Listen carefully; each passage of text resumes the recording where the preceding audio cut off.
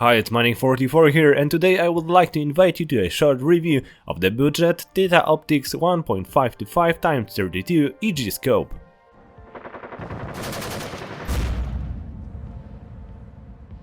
The scope comes to us in a colorful box. Inside we will find a box with mounting rings on 22mm wrist rail and an Allen key, a well-packaged scope, manual in Polish and English, cleaning cloth for the optics, and CR2032 battery to eliminate the cross.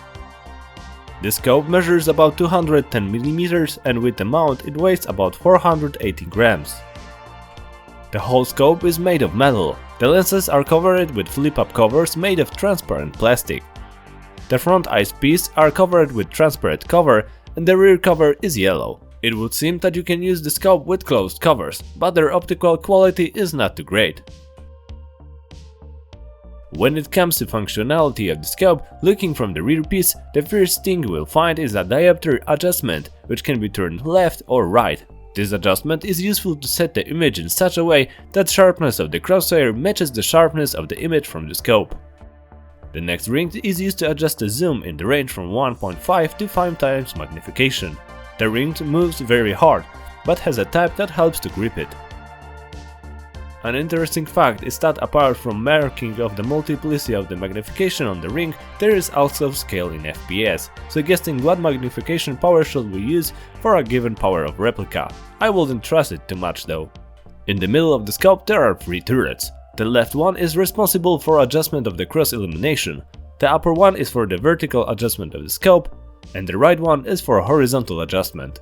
To install the battery from the kit, just unscrew the cover, insert the battery, and screw the cover back on. We have 3 levels of cross illumination and 3 colors to choose from: green, blue, and red. After unscrewing the cap of the upper turret, we have access to vertical adjustment of the image. By turning the knob to the right, the image will go down, and by turning the knob to the left, it will go up. The same case is with the right turret. After unscrewing the cap, we have access to horizontal adjustment. Turning right, the image moves to the left, and by turning left, the image moves to the right. With the scope, we get high mounting rings for the wrist rail with an Allen key. To mount the scope on them, just unscrew the screws with an Allen key. Separate the hulls of the rings, put the scope on the assembly, and tighten the upper parts of the rings. The scope on the Replica can be mounted without use of tools, because the mounting nuts can be screwed with fingers. I put the scope on the race rail and tighten the nuts. The nuts have recesses for the flat screwdriver, and so I recommend tightening the nuts with the screwdriver. And this is how the scope looks on a Replica. The image from the scope is quite bright and the camera does not show it completely. It's quite clear. This is what it looks like with 1.5 times magnification, 2 times magnification, 3 times magnification, 4 times magnification, and 5 times magnification. At the maximum magnification the image is out of focus as you can see, but in reality it is not. And this is how the illumination of the cross looks like during the day. Green color first level, second level, third level, blue color first level, second level, third level, and red the first level, second level, and third level.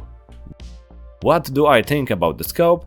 It is small and relatively light. The magnification adjustment is quite difficult, but thanks to the precision on the ring, the adjustment is a bit easier. As an interesting add-on, I will include the suggested magnification for a given power of the Replica. The set includes simple mounting rings and they may not look great, but they do their job. The lens covers have transparent lid, but it is not worth trying to look through them because their optical quality is not great. But they will temporarily secure the lenses during transport. Another feature is an illuminated cross in the 3 colors. The backlight is quite clearly visible during the day, but in the evening it creates a glow in the scope that will rather interfere with aiming than help.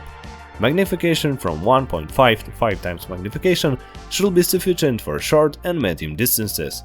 In addition, despite the camera shells, the image is bright and clear. The scope has very low price, but in my opinion it's definitely worth buying. It is small and it completely fulfills its task. It will work as a scope on assault replicas at short and medium distances.